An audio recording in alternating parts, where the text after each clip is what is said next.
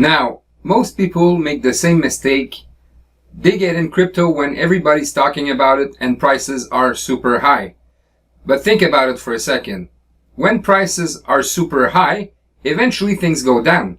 So, as I was saying, most people, they get in when it's the highest, and then they see the value of their coins go down, and then they panic sell.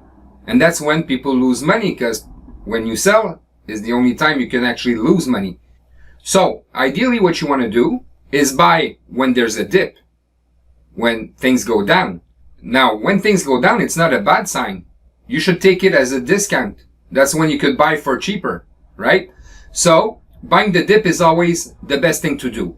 Now, let's say this week, next week, and the week after you have a bit of money to invest. Well, you just need to wait for dips. So, let's say there's a dip right here, and you buy.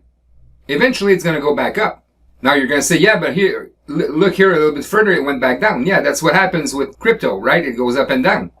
So, what goes down must go back up. But the thing is, if you buy the dips every time, or as much as you can, that's when the compounding will take place.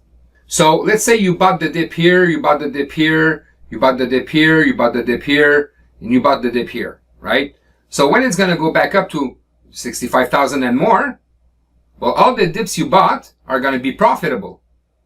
Now, if you only buy when the price is high and you wait, for sure it's going to go back down. It's always normal that when it reaches a certain high, that the price goes back down. That's what we call a correction. So once the correction is done, then it either goes back up or down. And that's valid for long-term holding or trading. I mean, if you buy the dip and you trade, you sell when it goes back higher to what you purchased for, then you make a profit, right?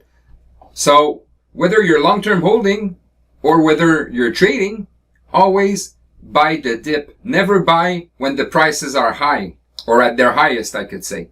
So me, I buy when I see lots of red. I know it's counterintuitive, but this is what big investors do. And they do it on purpose sometimes to even crash the market so that they could buy for cheaper, right? So if you want to make money like the big players do, you got to think the same way. So always buy the dip. Never buy when the prices are going up.